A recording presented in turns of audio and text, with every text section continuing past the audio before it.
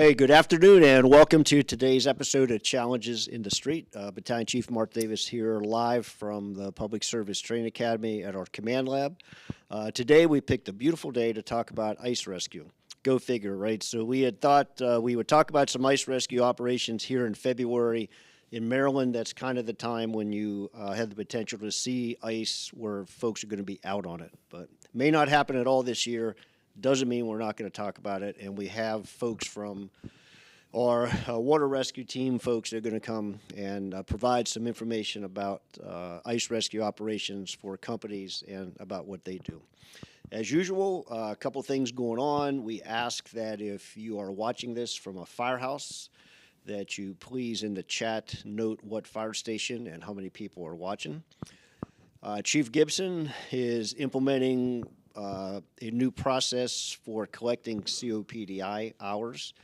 So if you are a certified chief officer wishing to receive COPDI credit for this session, then if you look in the description of the program, which you find on YouTube, you're going to find a link that allows you to go to a Google form, and that's going to be your signing in for today. So this is our first episode trying that out. Be patient with us for this first episode.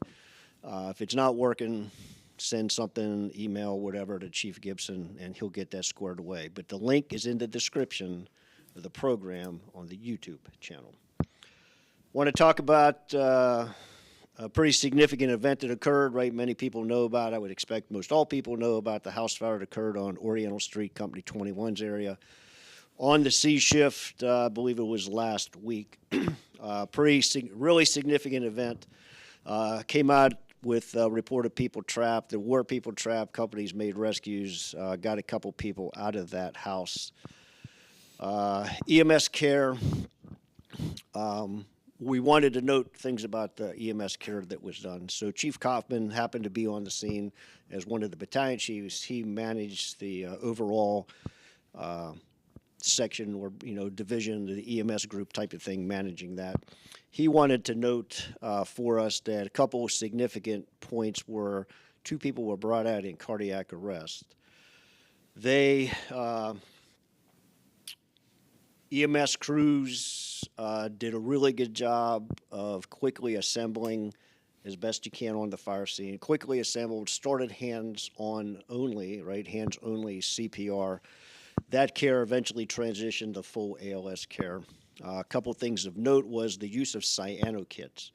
So from a command officer perspective, right, remember that cyano kits are carried in all the battalion chief cars, vehicles, and in the EMS duty officer's vehicle. And so Chief Kaufman, right, the request came for cyano kits to the front of the house. So that means people had to go find those. For our company officers and our paramedics and our EMTs know where to go get those things, right? Because if I'm running the command post on 11th Avenue and the driver of one of 16's engine comes to me to get the cyano kit, he needs to know where it's at, and I need to know where to give it to him, and that's important. The other thing was that on these type of events, think it is a cardiac arrest.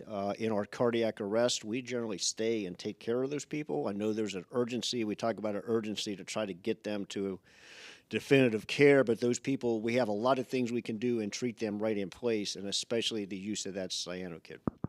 So there is a slide, if they haven't popped it up yet. The cyano kit is designed to treat for hydrogen cyanide poisoning, which occurs in most all fires, where people have succumbed to smoke inhalation. That is the assumption. You need to know where to go get that. It is kept in the battalion chief vehicle for folks who are battalion chiefs. It is climate controlled, so it cannot go in the back of the vehicle. It needs to sit in that crew compartment, which is where most all of those are found. It's a rare occasion that I find them somewhere else. Paramedics should be familiar with that, and everybody should be familiar with, hey, if you're told to go get this cyano kit out of Battalion 2's vehicle, right, and Battalion 2's the Division 2 supervisor, well, you need to know how to go to that car and locate that cyano kit. So that's all I got to say about that. There may be some more info coming out in a 5-minute drill or whatever. Cyano kit's really important. They administered 2 that night or at Oriental Street, 2 people, cardiac arrest from smoke inhalation. And we just don't do that often. Know where they are, know how to use them, know where to get them. That being said, we want to talk about ice rescue. I'm going to turn it over to Captain Brady Miller. He's going to kind of lead the discussion today, and he'll introduce our resident experts from our water rescue team and go from there. Captain Miller. Chief, thank you. I do have a quick question for you, though, about those kits. They are just in the back of the buggies. Is that correct? They are in the crew part, right? So the back of the crew cab. They are Okay. not in the back of the vehicle. Okay. On the EMS duty vehicles, I'm not sure where they are, but they have to be in a climate control. They can't sit in the backpack. So if I were just to find a buggy, if you were assigned inside somewhere, second Yep. command officer, is your vehicle locked? There's a good chance it is, right? So that does prove problematic, and I may have the key. My key is probably not with me. If you're asking Chief Davis, my Yes. key is going to be at the command post. I take my key to the command post, give them my key. Okay. Other folks, not sure what they do, but that is a good point, right? Only one per vehicle, so you got 2 people in cardiac arrest from a smoke inhalation. You got to find 2 of them things. Okay. EMS duty officer might be another quick. But no real standard thing as far as securing your vehicle if you leave it. Now, we all do a variety of things. The old practice used to be take your key with you, give it to the command post. Okay. That way nobody can take your vehicle. Okay. Right. All right. Thank you. So first, let me introduce the panel today. Captain Bell, 30 on the A shift, is the Swiftwater Rescue Team leader. That's correct? Yeah, C shift, but yeah, What'd I say? A shift. Oh, I apologize. I'm sorry, C shift. And Lieutenant Bernardo, 10 on the A shift. I got that part right. And you are the training manager for the Correct. Swiftwater Yes, sir. Rescue Team. So it is a little funny that it's 60 degrees today, and here we are talking about, ice rescue. But it is what it is, and it might be, 10 degrees below zero tomorrow. So let's just kind of dole into ice rescue. We've talked about Swiftwater Rescue and Stillwater Rescue on this program before, specifically on the event that happened like in New Hampshire Avenue, a long way from the teams. And I kind of want to pose the same thing. I have moving water in my area. I have some still water as well. So kind of talk me through my actions if I were to go out there in a week and somebody was on the ice. Help me work through that. Sure. Well, it is notable that we have had ice already this year. We had about a week of solid ice. Yeah, it was it got enough cold. got cold enough to train, so it can occur, and it is possible we still could have some ice. Most of what we have is applicable to both ice rescue and water rescue in general. So we have a couple of thoughts here with most of the situations that the crews would be faced with or we'll see in the county. Are you going to have like 3 situations? You're going to have somebody that needs immediate rescue that you have to do something right now, of some sort of action to save that person from drowning. You have a situation where you have somebody who is stable where they're at and they can continue to stay there. And then the third situation Meaning would on be a rock. on a rock, or they could be hanging on an ice shelf somewhere. Okay.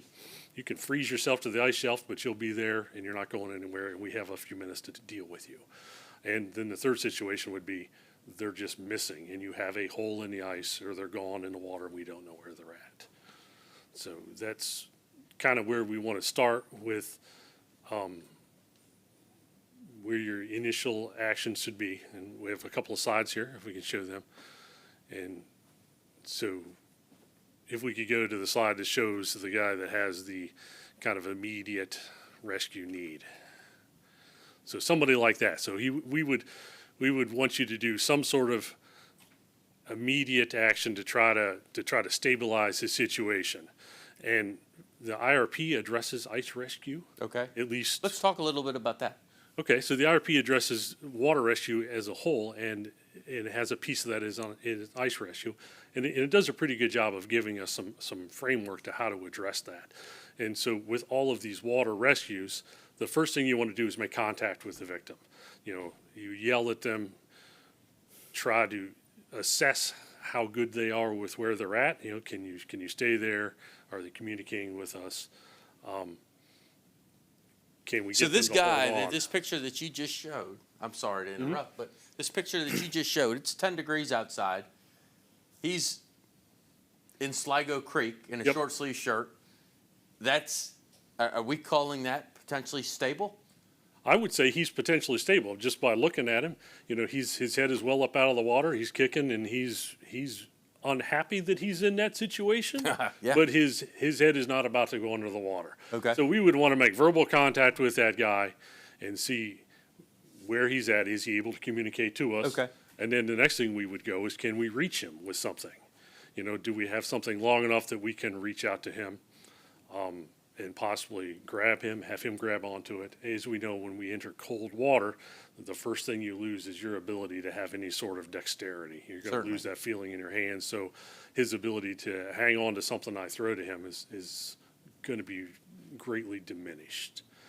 So we try to reach Meaning in. rope, throw bag. Yeah, That's throw my bag, rope, go-to. pipe pole, ladder, whatever you could have. Okay. You know, engine companies have got a long piece of rope. If he's in somewhere where you can walk that rope all the way around the pond or get to him, you know, and snag him with it, you know, there are options there for the first arriving unit to try to get him, and you know, try to get him flotation. And so all the units have PFDs now.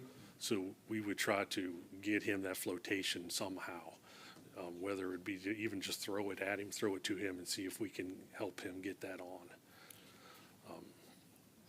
Okay. So we move to, you know, the verbal contact, to reaching to him, to throwing to him, and then you move into the higher risk stuff, which would be to try to go after him. And if you go back to the IRP again, we don't want people to go into any sort of cold water, moving water environment unless we provide them with a couple of things. And that would be training, and then we would want them to have PPE, which would be a dry suit and a PFD and a helmet.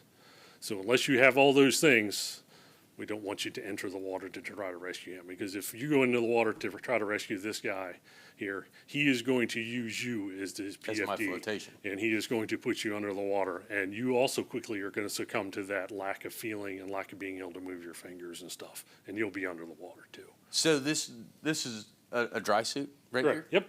And I don't know. I'm asked, are they on our rescue squads? Are all of our rescue squads have dry suits? That's our understanding. They're on the rescue squads. Okay. We're actually initially trying to maybe work towards getting some initial ice rescue training for the guys in the rescue squad. Okay. So I get detailed to Wheaton tomorrow, or whatever. So honestly, I can't speak to Wheaton, but I know they're on the county All rescue right. squads. Wherever.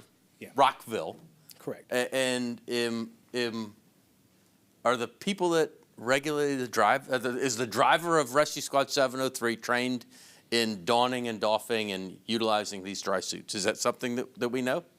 So you're going to find a wide range of Okay. levels of training and answers to that. Okay. Right? So if you were So he or Water- she says, hey, I could put it on. right, and they very well may be, because we have offered classes through the training Okay. academy for ice rescue. You have people that are boat crew that have been through that training, and you have people that are swiftwater team or have been trained in the swiftwater team in the past. So you're going to have a pretty wide array of responses. So yes, you could have somebody, or you could have somebody that has no idea how to put that thing on or what to do with it. Okay. All right, continue. I'm sorry.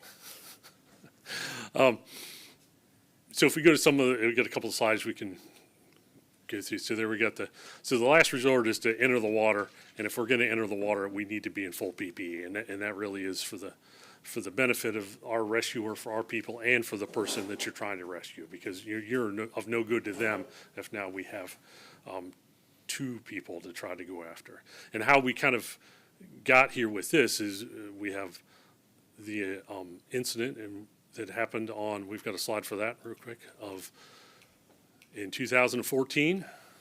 Almost there. There we go.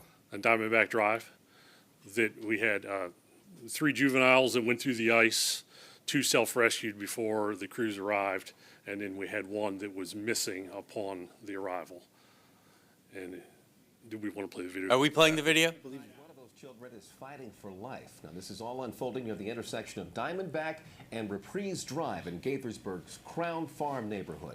News Chopper 7 has been out there over the scene all evening long. Montgomery County Bureau reporter Kevin Lewis is on the scene. Let's check in with him right now and get the very latest. Kevin, what is the latest at this hour?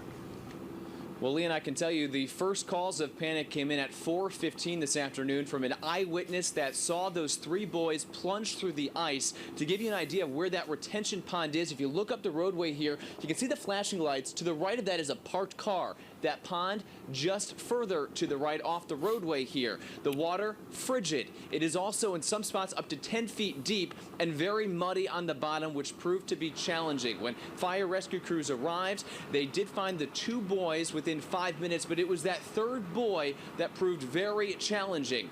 In 30 minutes it took to find that boy. They had thermal imagery devices underwater, but in the end, it was actually rescue divers' own hands that found him, because it's pretty murky there, as you can imagine. They pulled him to the surface. Eyewitnesses say he was not breathing and not conscious and was wrapped in blankets, thrown into an ambulance, and taken to the hospital. He's described to be in very critical condition. The other two boys in serious condition with hypothermia. We talked to eyewitnesses who saw the rescue taking place. And I just didn't know what to think, because I used to play with him, and he's so sweet and he's funny, and I couldn't think that this would happen to him ever. The firefighters, I mean, in a matter of seconds, they all just came. All right, so this is probably not all that common. Are we back? So it's probably not all that common of a scenario, right? Kids go out on the ice, play hockey, do whatever, skip rocks, who cares what they're doing? And this is the hole in the ice. The hole in the ice. And so of the three scenarios we talked about, this is going to be the most common that we see, because most are going to be self-rescued by the time we get there, or bystanders are going to have rescued, or they're just going to be missing with a hole in the ice. Okay. So what is my approach on engine 702, or I guess this is on Diamondbacks, the 31, probably? Probably. What's my approach to this? So your approach is to secure the scene. If there's just a hole, make contact with anybody who witnessed anything, try to take some pictures. We all have Sodom phones now, and try to establish where that hole is, where's the last place they've seen, get the police involved to try to have them make contact with, do we know who they are? Did they self-rescue? Are they gone? The last thing we really want you to do is to get on the ice and to bust the hole up. Okay. Right? Why is that? So from our perspective, if we know where the hole's at, we know that victim is going to be within a few feet of that hole, right? And with some of the equipment that we have on the team, as you can see in front of us, we've got, in particular, a sonar unit that's portable that we can go out on the ice and stick it in that hole, and we can see them and get them. And the chances that when you have somebody drowned, the victim will become neutrally buoyant, and so they're going to go to the bottom typically, and then they're going to find that point of buoyancy in the water. And if you're just fishing with them with a pike pole, the chances that you even know that you hit them are going to be pretty unlikely. Oh. So because you're hitting a neutrally buoyant object under the water with the resistance of the water, you're just going to kick them around, and then when we do find them, they're going to be farther from the hole, and they're going to have a bunch of punch holes in them from the pike pole. Okay. So in that missing scenario, it is critical that we kind of document the point of last seen, and we don't bust that ice up, so that we have a chance to try to find them. Do you, in the calls that we have been on, the county, does that condition exist, or are the bystanders the ones that are running out there, So that's jumping in there? Yeah, that's kind of what I was going to add. Is another big thing a company officer can do upon arrival is deny access, because we do have that a lot. You have, wannabe rescuers. Yeah, do something, do Civilians something. do something. They're breaking up the ice, and they're really making it worse for us, making it worse for the victim. Okay. When would I go on the ice? So I would say you would never go on the ice, Okay. right? Because we haven't provided you with the training or proper PPE. Now, obviously, we all know that there is always going to be somebody that is going to, what if the ice is, waist deep, and, the child is, 5 years old, and I can walk out and get them. I don't think there are any absolutes in the business that Certainly. we're in. At some point, the fireman's got to do fireman things, but generally speaking, we don't want to put you in that situation where you could drown and then become another victim. The best chance is to let somebody who is trained with the proper PPE to make that rescue. Okay. And most of these victims that if they're not plain missing, they're going to be stable where they're at. You know, the extra couple of minutes it takes to wait for rescue squad or the boat crew or the swift water team to get there, they're going to be okay, especially if you can make verbal contact with them, encourage them to stay where they're at, encourage them to be calm, you know, take a breath, you're okay. You know, and it's the same with the, you know, the inland flooding street calls. The vast majority of those people, just make contact with them. You're going to be Water okay. rises and recedes very Water fast. rises, recedes very, you're going to be fine for a couple of minutes until we can get somebody to. And the IRP addresses that, that these are low frequency, high risk events, and to not allow ourselves to be driven by the need to do something, and that something is the wrong thing. Try to be very conscious with what our decision is that we're going to do. Okay. You can go on. I'm sorry. Yep. Go. Yeah. So Steve. Did that. While we're looking, Chief Davis, you said there is a question? Yeah, it kind of comes from me. You don't have to answer it right now. I don't know that we have had any. We may have, but it is not uncommon to see it on YouTube, right? And I'm going to say that's animal rescue, right? Where my dog has gone out on to the lake and it's fallen through and whatever, right? So if you could touch maybe during this time period, like, hey, what happens with an animal rescue call? Right? So we have had a few in the county over the years. We had some deers, we had some dogs, things like that. Obviously, that's a risk analysis that we have to make. I think the big thing, obviously, we're not going to risk firemen's lives for a dog or a deer or something like that. But I think the problem becomes what happens to civilians, the dog owner or something like that, tries to go out in the ice and make the rescue themselves, and then we get into a real issue. So I don't. Yeah, if we don't do something, right, whoever owns the Exactly. dog is going to do Exactly. something. So in the past, with the lower risk animal rescues, the rescue's been made to prevent that from happening, to prevent the civilian or someone else from going out and getting the trying dog. to make trying to make the rescue. So we will assume the same amount of risk as we would on a training day. So if we have a dog in particular on an ice somewhere, we're going to make sure that we have all the resources we need available. We're going to take our time, be very deliberate about that. We do have a training program, and we do have a limited amount of animal rescue equipment for water rescue. It differs from Well, we rescue have, equipment? we have muzzles, and we have Oh. PFDs for animals. Okay. So we carry some of that stuff. There's obviously not much to carry, but we do have some of that stuff. And so we'll get that stuff together. We'll go out there and we'll make that recovery, make that rescue, right? Because, you know, it is, that animal is important, just like the person, and we obviously can't leave that. One of the bigger things that has been a challenge for us in the past has been like the wildlife animal rescues. And much the deer on the ice that's, you know, 200 feet out on Black Hills Lake, right? And much more hesitant to deal with that situation because it is a non-domestic animal, it is a wild animal, and you know any sort of ice rescue is usually with that is going to be far away. It's going to be very labor intensive, very energy intensive to get out there. And then what do you do with that animal just so you can bring it back, and the police officer can dispose of the deer? Really need to think consciously about what we do before we engage in any of that. So generally speaking, we want to stay away from the wildlife. And what about care for the person that we pull out? Just standard AL, and we've had our 5-minute lineup drills with.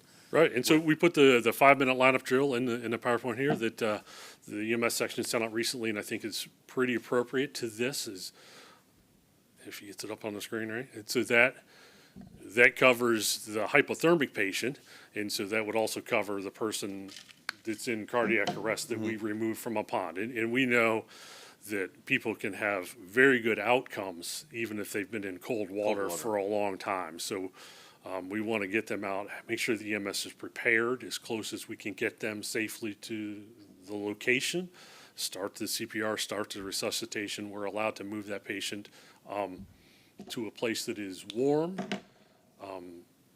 And this is one thought for the units that are there is a lot of times a UTV can be helpful for this, right? Because if you have a retention Rapidly pond, moving.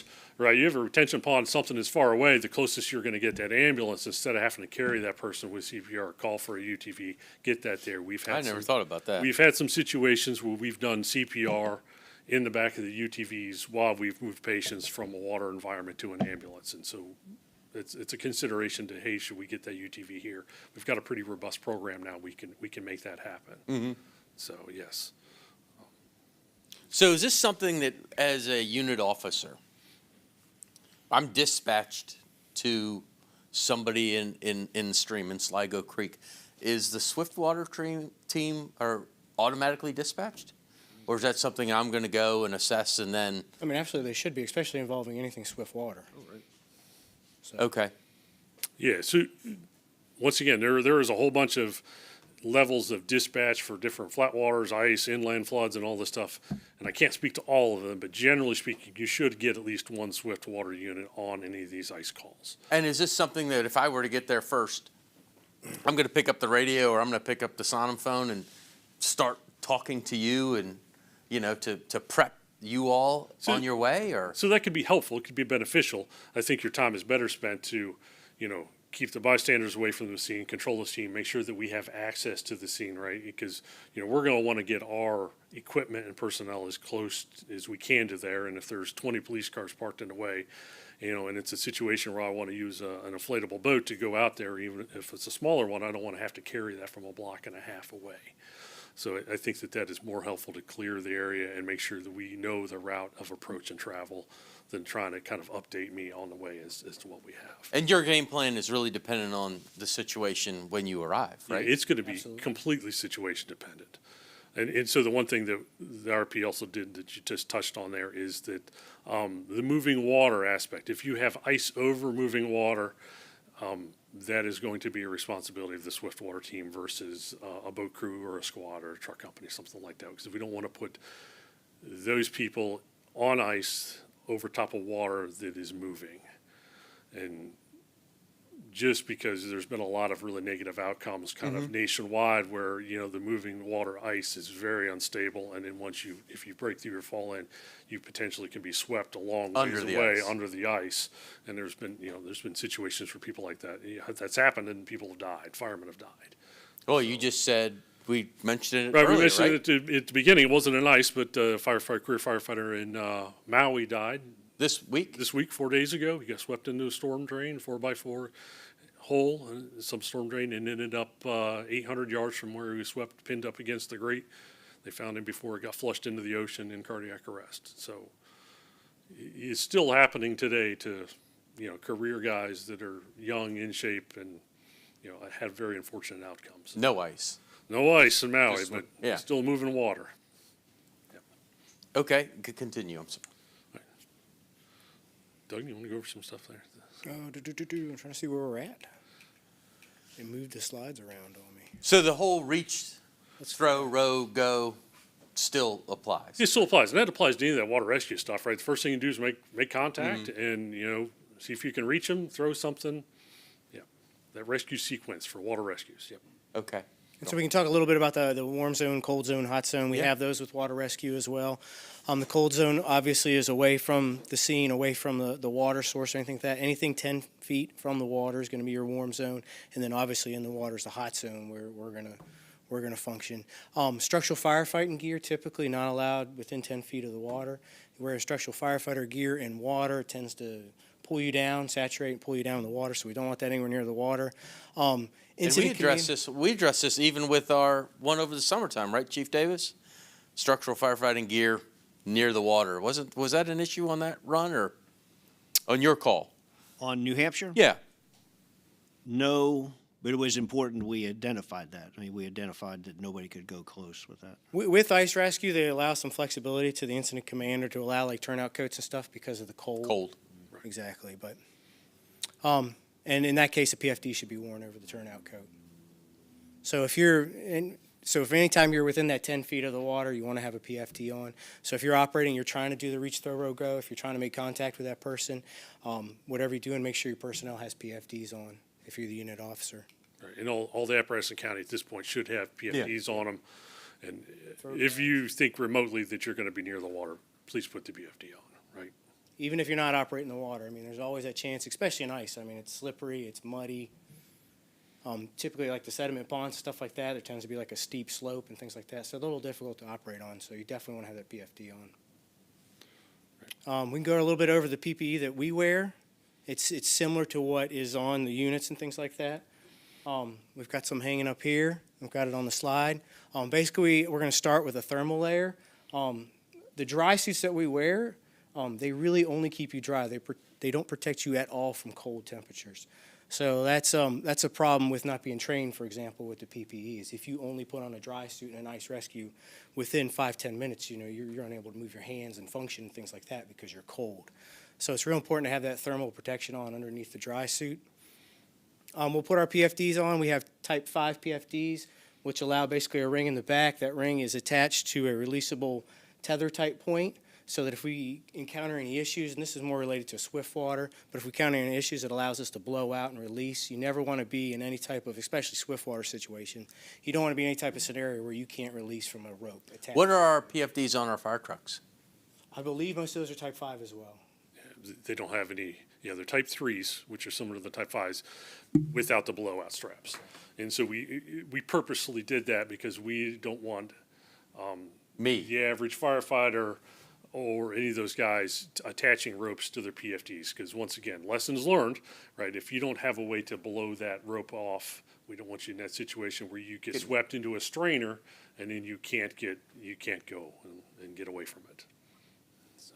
Yeah, as part of the swiftwater training, we do what's called blowouts, and we actually practice doing that stuck in like a strainer scenario or something like that. And we actually practice where the water's coming over our head, and we pull the blowout strap and practice using that. Next, we're going to have our helmet. Obviously, you want to protect your head, especially anywhere like Potomac, any of the creeks, and lots of rocks, things like that. Then we're going to have our ice rescue set up. We've got a variety of things. We've got like a rope. It's basically attached to us, and it's going to be attached to a horse collar, an ice rescue horse collar.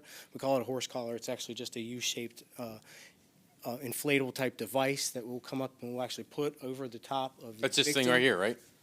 Oh, yeah, sorry, I didn't know it was there. It's right here. So we'll carry that as well. We're going to have gloves on. Obviously, you want to have gloves as warm as possible so that you maintain dexterity while you're out on the ice. We also have an ice rescue pole. The pole has a little loop on the end of it, you'll notice, and that loop, the intention is to allow us to get a little further away from our victim so that we're not breaking ice close to them. Again, trying to keep the integrity of the ice. That's their flotation. So the loop is what they're grabbing onto. Yeah, exactly. So we'll approach. I'm getting away from the mic. So we'll approach, and this allows us some distance between us and the victim to allow us to grab them, kind of basically rotate it and kind of grab their hand and pull them towards us. So, I mean, we've got different techniques. We've got different techniques that we practice and we train with, and we will go right to the patient. If the ice is good, we'll use this. If it's not, we'll get in the water if we have to. Yeah, and I would expect that from the swift water team, if you have an ice call, that when those guys show up, they should get out of the truck looking like this. That he should be dressed. Oh, he's getting dressed coming down the road. Well, he should be dressed before he leaves the firehouse. Okay. Right? Yep, So he should certainly. he should be able to just make his final connections with his PFD when he's walking up to you. So he should not be putting that dry suit on. So there's very little downtime. And I guess that's where I was talking about, we've talked a lot about communication here. Right. Right? So, and that's kind of what I'm thinking. Like, I want to give you as much information as I can while you're en route so you can get as much. So there's, we minimize that downtime. Sure, absolutely. That lead time. Yeah, absolutely. And with the Sodom phones too, like all the Swiftwater boat supports, they have Sodom phones in it. You could take a picture, text a picture of those guys as they're responding, because that would be helpful. Oh, okay. Because you can have that visual. Hey, you can see this is how far the hole is. This is what we're dealing with. Okay. And access is really great too. I think you mentioned that earlier, but access for us, if we have to put a boat in for some reason to be able to turn around or something like that, or how we're best going to access it is very helpful. And you guys can carry those boats, right? The smaller boats, yes, we can carry. And if you're going to do a pond or a lake where the ice is significant, we very well may take that boat and carry it and just drag it across the ice, because it provides that flotation. If you break the ice, you have a work platform for it. Oh, okay. Part of the PPE I didn't mention was we have basically attachable to our feet, like little spikes that go on our feet so that we can actually walk out. And we've done that in the past where we've actually walked out with our small boat to facilitate the ice rescue because it's so far offshore. So kind of going back to the scenario of a missing person, we do have sonar as well. So again, if we haven't had people on the ice and we've had the first arriving officers or whatever triangulate, give us a good location, we can use that sonar to try and locate. So talk about this triangulation thing. So You mentioned it earlier, and I don't know if I know. So it's what pretty that simple. Basically, you just want to have two different people and two different points on the. So let's say a circular area. You're going to have two different people, and you're going to have them triangulate. So they locate a victim, and then the other locates a victim, and where those 2 points meet is going to be the location of the victim. And so Okay. basically gives you two different points of view, and hopefully you can locate them better that way. Okay. Not just one pair of eyes. Why don't we show the video of an ice rescue training thing that we did Yeah. Okay. during the 1 week we had ice? Don't remember where. Oh, there it goes. So kind of show how we use it. So this is this year. Yeah, this was. Okay. This Kind was of during roll the it. short time that we Yep, had we ice. And this is wide water, not off the C&O Canal. And you can see the ice is pretty good there. May I ask that you say pretty good? What does Well, that mean? Does that mean It's 2 solid inches enough that thick? we can, yeah, it's Use it. inch and a half, 2 inches thick that you can train on it. And there he goes. He's trying to maintain some distance between him and the victim, and that's why he's using the pole. He approaches at an angle so that, we assume that the ice possibly is broken in front of that person, so you kind of come at an angle at your side. We're going to maintain contact with him at all times. And we're going to get that collar around him.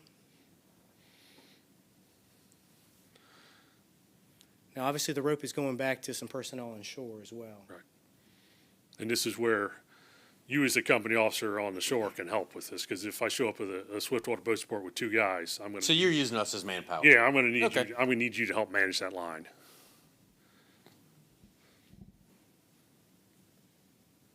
And we've got like a Velcro strap on there, and he's basically securing that Velcro strap to make sure that they don't come out of that collar. And this option that we're utilizing here is our primary way of Yes. Black Hills Lake. This is how you're going out on the lake. Yes, yeah. Are we using mechanical advantage or just brute force? No mechanical advantage. It's surprisingly easy to pull someone across the ice. What about out of the hole onto the ice? So you don't want to use mechanical advantage, because if there's any sort of a current there, that guy's legs are going to be swept underneath that ice shelf. Okay. And so you don't want to pull too hard, because you'll cut him in half with that ice. So it is very possible that you may have to send a rescuer in the hole to help get him up Oh. and out of the hole. Okay. And this is our go-to. This is the method we're using. This is the primary method that we teach all of our people, and that's what's going to be in kind of the perfect world ice scenario. When would I put a boat in this? I mean, what you guys Typically, that's talked gonna about be a boat. someone further away, someone that, so we've got 200 feet of rope. Further than that, Right. maybe we've got multiple victims further out. Yeah, you're Black Hills, and they're way out there somewhere far away. You may take the use that boat. In the smallest of inflatable boats we have, we can easily carry that and manhandle it and drag that. And do you secure the boat and pull the boat back, or? Yeah, Oh, You put a tagline on the boat and bring it back. okay. Yeah. So let's talk a little about the sonar thing. That looks pretty cool. What's that? I mean, I didn't even know we had one, right? So at each of So the. this is a hole in the ice Right, so each over of the. here on Diamondback. This was what we used. No, this is new. Oh, So, okay. no, we did, so this wasn't even an option in Diamondback for something like that. Right, so this is all kind of new to us. That is a portable sonar unit that is primarily sold to ice fishermen. So it's used to being stuck in a cold water hole so that they can look. And so 10, 30, and 14 each have one of those portable units. And so it has to be close to the hole. It's got 20 feet of cable attached to it, and it has a couple of different views. You can scan out on it, or you can do, they call it a perspective mode, which is face down, which is the mode that it's in there, which would be like if you were to stick your face in that ice hole and looking straight down onto the floor. And it has the technology that if you see something swimming in front of it, it is live as it goes by you. So it is very good technology, and it works really well for that stuff. And this pole is 20 feet long? The cord is 20 feet, so it's Oh. got to be 20 feet from the unit. Okay. So, if you had a really, Put it on a boat. put it on a boat. If you had a deep hole like a well or something, it may not work because we can't get it close enough to the transducer to the unit. Because we could use it in many different locations other than just for ice. I could take it to the river and I could look in eddies and different things like that too. Oh. You know, and then the larger Chesapeake boats, we have the kind of more traditional side scan sonar. Obviously, we wouldn't use them for an ice rescue on a retention pond, but if we had something in a lake or the river, we could use that also. And that kind of gives you a side view as the boat motors by. Okay. So we have capability. Don't break the ice. I need a place to start. Okay. That's the importance That's of us the not- take-home message. Don't break the ice. Okay. And then yes, Chief Davis. So forget the rescue squad vehicles. Let's go back to, we got boats coming on a call. Let's, whatever, it's not in the 10 or 30 area, but it's somewhere else, but we got boats coming on the call. Who all of those boats bring ice rescue stuff with them? And I'm not asking you to be exact, but I know we've redeployed our resources. We have redeployed. So the boats, the operation level boats have the basic ice rescue equipment. They are not going to have the sonar, but they should have dry suits, they should have PFDs, they should have the horse collar, the ice rescue bags. All of that stuff is on those, and they have training at some point that they should have exposure to that, and they should know what. Personal at 25. So which boats are those? Which boats are those? Do you know? 29, 31, 25, the operational boats. 14? 14 should be a swiftwater boat, so they're going to have the sonar in Gotcha. addition to that. Okay. Yep. Yeah. And if you get an out-of-county boat resource, I really can't speak a whole lot to that. Mm-hmm. You know, some of the regional partners have some additional capabilities with sonars and like little submarines that are remote controlled and stuff. that So I we guess have where I'm going, access so to. from a, I'll say a command officer perspective, but also a company officer perspective, say 40's area, 4's area is a good example. If I got bad language, if I have, excuse me, I did go to college. If I have a boat coming on my ice rescue call, and it's a Montgomery County boat, it should have some ice rescue stuff on it, and most likely somebody trained with that, right? Yes. Based upon The assumption should be staff. that, yes, the assumption should be that they are bringing appropriate equipment and personnel to facilitate an ice rescue. Because there was a time, and I will tell you this flat out, right, where somebody brought me a boat, but they couldn't use it. Right, so those days are pretty much gone. Other than, right, I'm sure you could have a staffing crisis. You could, right, you can what if it, and there could be a staff, Yeah. but generally speaking, if that operational boat shows up, it has the equipment on it. Operators and crews are all Somebody, yep, Yeah, the boat crew program currently teaches basic, gotcha. they teach how to put a dry suit on, they teach how to make a rescue, right.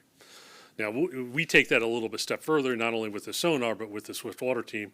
We do a yearly training. We do a yearly recertification as long as we have ice. When we had ice for that week, we tried to get as many people to a piece of ice somewhere to stick them in the water to have that exposure. Because, a lot of the what goes with that cold water is just having that that when you go into that water that's 30 degrees, that you're going to be really cold and you're going to lose that ability to function your fingers and hands very quickly. And that doesn't sound fun. Right, you got to have that exposure so that you know that, so Yeah, that you can certainly. power through it and know that, hey, I've got to be able to work this with not having feeling in my fingers. Is there an amount of people that this evolution that we just saw? What's the amount of people it takes to do that? I mean, Two people or You can do this with a minimum of 2 people, okay? basically, but that's where the company officer may come in, is they're gonna have to supply the manpower on the shore in the warm zone. Certainly, but to enter the water, it's The water should just be us, yes. 2 people. Yeah, I get, right, because in the ice, we're just going to send one person out, so you got to have another person ready to, if they have a problem, and clearly, I would like to do that with more than 2 people dressed out on the scene. But if I have an immediate rescue that needs to be made, that first guy's going to go. The second guy's going to be his safety backup. Absolutely, 2 people. Okay. So I saw a picture of it. It's up right now. This helicopter. When would that come into play here? Or Doug's a helicopter guy. Well, so I've never utilized a helicopter for an ice rescue, but it is available to us. The park police train with us regularly. We do it as a Swiftwater team. We do it as part of our Swiftwater training. We go and we do hoist every year with them and everything like that. So it's a potential resource. Me personally, though, I've never done any training specific to ice with the helicopter. But as you said, this is a resource that particularly the Swift Water Team can bring to really anywhere in the county, not only for ice, but for other things, is we have a relationship and a training program with the U.S. Park, and we do hoisting training with them on a yearly basis, and we do 3 to 6 active incidents a year where we hoist people from the Potomac River in a gorge. So if you have somebody that is in a remote location or in a spot where you just can't get to them, we can bring that helicopter resource to us, and the partnerships that we have with them is we can use that. Versus if you call for like Maryland State Police, they're going to be a lot more hesitant to use that hoist and use that helicopter to help us because we don't, system-wise, we don't have that relationship with them. Okay. Is there, we have to begin to wind down here. Was there part of this presentation that you want to? I believe we've hit on just about everything. We can just reiterate, preserving the scene, denying access. Sometimes, I ran an ice incident not that long ago on wide water where they were playing hockey right next to where the guy went into the water. So sometimes you have to deny access from the actual ice. So, the ice was thick enough that they could play hockey and continue, but near the shore, there was a weak spot, and that's where the guy actually fell through. So just to deny access, get people off the ice if they're on the ice, figure out if they're missing, where they're at, and get us a really good position, feed us information, make sure the guy's got the PPE on, and then think about that rescue sequence of the reach, throw, row, go, and all that. Yeah, and use your resource partners. Use the police to help you with some of that stuff. If you think you got one person missing, try to use them to help identify who that person is. Are they really missing? Are there multiple people missing? Take pictures of as soon as you get there where the hole's at or missing location, so we have that as a reference to work. Let's talk about the police component and what you said. How do I approach that? Like, what am I asking the police to do? Hey, help me keep everybody off the ice. Yeah, one, right? First off, yeah, because we got 3 kids out there playing hockey or stickball or whatever it was. One is missing. Right. So do we get a name and? Yeah, because more likely somebody's going to know who's missing. They're going to know that person's name, and so what am I asking the police to do?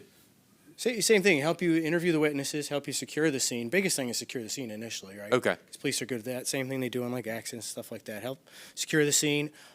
There's a potential that they're missing and they may be at home. They got wet, they got cold, so they went right home. So they have the ability to figure out who this is. Yeah, exactly. Use that resource to help identify who the person might be. Maybe check and see if they went home. Figure out where they parked. See if their car's still in the parking lot. Little things like that. So the police are really good at those witness interview things because it's kind of what they do versus what we do. Yeah. And we've had this occurs every year on the river multiple times a year. Where just what he's saying. Somebody says, "I saw that person go in right there," and we go down there and start a search for him, and we engage with the police to help. Police are like, They're at home eating "Oh yeah, we Cheetos. found him. He's at home," and you're like, "Well, then why are we still here?" Yeah. So they can help you with that. Okay. Absolutely. And that's something that you would, or whomever would start. Yeah, Under I oath. would. When they show up, I would make contact with them and be like, "Help us with this witness interview. Help us try to narrow down who's missing, how many people are missing, are they at home?" Okay. The police also would have, if anybody's been reported missing, too. Exactly. We had that issue with the dementia patients, right, that showed up in another battalion, and they got this guy who had injured himself, and he didn't know who he was or where he lived, but the police were like, well, that's the guy missing from Germantown. Been missing for 2 days. So. And we had that just recently with the one from Prince George's County. I believe he was missing and ended up in the river Gotcha. like 2 months ago. I have a question that's kind of off. How many people are we pulling off the river a year? So we run in the neighborhood of 100 calls. The vast majority of those are Billy Goat Trail calls. Injured And person on the trail. Injured person on the trail. What about out of the Out river? of the river, Putting under a dozen Yeah. people actually out of the water. hanging onto a rock or on an island or rock. whatever. Yep. I Get a thought lot it of was people way at the more than overlooks, that. Great Falls, the Virginia side or the Maryland side, that want to crawl down for that perfect picture, get stuck on the rock, fall in the river, Yeah. or something like that. Right. Absolutely. Okay. And it's all months a year. We ran one a month ago. The guy, in December, he fell off, got swept away, and was hanging on a rock. Okay.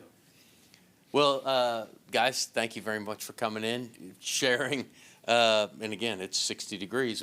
Right. Kind of crazy. I didn't even wear a coat today. That we're talking about this. I appreciate you coming in, giving us all a quick refresher and updating us. if you will, with this topic. I do want to mention, and Chief Davis, oh, you have one more question? Yes, there's going to be my question.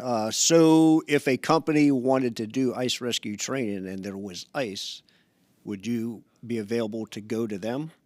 Yeah, reach out. We can facilitate within confines of the apparatus movement and everything else. And if there's ice, we'll work with whoever wants to train. And we kind of have a level too. We can start at like an awareness level, so we don't Yeah. need ice. We can go over PPE, we can go over Gotcha. basic stuff. Yeah, I'm thinking, like pick a 17 and, we got pond ice and whatever and go over what we just talked about here. Yeah. Yep, Right. So, absolutely. okay. So that's a resource for company officers out there. Certainly. Are you good? Thank you. Chief Gibson, do they need the JOT form or the Google form, anything to sign out, or is it a one-time form? No, just. So I don't need to. The form is, the link to the form is in the description, and there is no need to sign out. Okay, so it's a one-time thing. Yeah. Thank you. So I just want to update everybody. We are, and Chief Davis said, talked about it in the beginning of the show, we are trying to put together an Oriental Street.